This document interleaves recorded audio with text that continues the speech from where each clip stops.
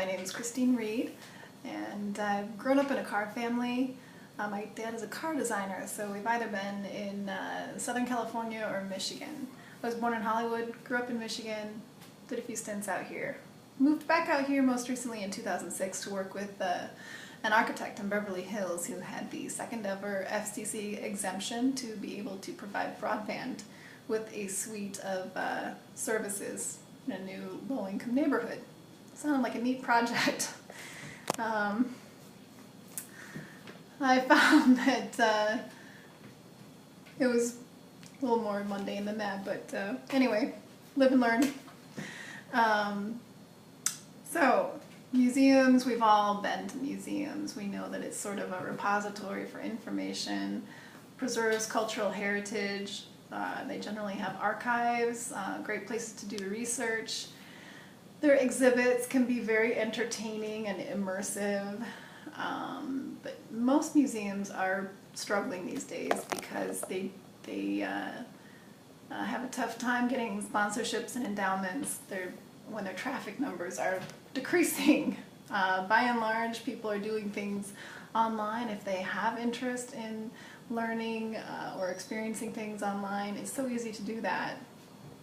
Even social media is creating other ways to enjoy the enthusiasm and passion of old cars, for example. So, old cars are nonetheless one of the better investment categories. The Frank Knight Wealth Report, The Economist, and several other authoritative sources for investing. Motley Fool hasn't actually said classic cars, but they recognize the value of tangible assets. But at any rate, when you're dealing in classic cars, Dr. Pownall and others have pointed out that it's really important to understand how fraud occurs and how to prove the provenance of the value of an old car. And that can be worth hundreds of thousands of dollars. So, museums have this valuable knowledge base for that investment category of tangible assets. They also can serve as media, and they can preserve cultural heritage. The tough thing for them is getting real foot traffic through the door. They face greater challenges with that sort of 3D analog requirement than even print faces at this point. So we all know print is very challenged. So 2D, 3D analog is challenged generally. So what I have wanted to do with Timeless Vehicles is serve several different things with a virtual museum. The timing really is right because now we have the technology to offer three-dimensional shape experiences online. People can dive in close and see up close what a 250 GTO looks like, for example.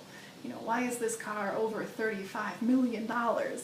Why is this Type 57, this Bugatti, why is this thing worth 50 million or whatever? You know, these crazy numbers that we see from private treaty or auction results are hard to understand, and so I can see where there's a great deal of interest in wanting to drill down and see more closely what are the shapes, what did the designer have in mind, what are the accomplishments of this machine, how did it make America proud at Le Mans, for example, with if we look at the Historic Vehicle Association's very first vehicle that they put on their register is the Daytona Shelby, Ford Shelby Daytona, which Pete Brock and the team designed, and it went to Le Mans.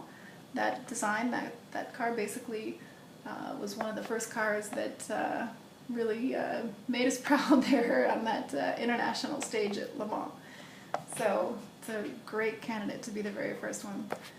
The Historic Vehicle Association is doing very cool work. They're doing it in a selective memorialization type of format. They're nonprofits. They're working closely with Hagerty Insurance, which specializes in classic car insurance. So they have excellent data and they're doing a very important thing for Habs Hair as well, which Historic American Engineering Record is also an important canonization or capsulization of engineering accomplishments in the U.S. And finally now, thanks to the HVA, they're looking at automotive accomplishments as well. So at any rate, we know that it's important to preserve these things, and there are a number of reasons why. It's valuable content, it preserves our cultural heritage, and now we can see how it actually means dollars and cents to investors. It also can mean dollars and cents in terms of content marketing and creating a vehicle for valuable marketing and advertising in social media. People are more likely to share stories, grassroots developments, and things that are authentic and really put value in the right place. I think people can tell when that's occurring, when it's not just a promotion or there is certainly a draw to understanding what design and engineering accomplishments have occurred during these golden moments of our history and why they're so valuable today. So packaging this type of content in a way that makes it very palatable, fun, bite-sized, easy to share in social media is the first step of what we're trying to do. Ultimately, we would love to see Timeless Vehicles almost give people an AR experience in the world. If they're at Watkins Glen, they might be able to see how Watkins Glen has morphed over the years. What Riverside used to look like when there was a racetrack there. A virtual museum is not contained within 4 walls and an address. A virtual museum has the freedom and ability to use modern technology, things like Zebedee LiDAR scanning and different photo scanning technologies, the wonderful types of footage that we can get from drone, high-resolution cameras fitted onto a drone. These are the types of things that now can really provide rich experiences, things that you can't even get in a museum. I mean, can you get in close and open the door of a 250 GTO? No, they're not going to let you do that. So, but to be able to almost get like a hummingbird or a bumblebee view of anything in the car, and even the ability to take the chassis off and look inside the engine bay, and as well as to see what it looked like over time. These are the really kind of exciting possibilities that modern technology opens up for virtual museums.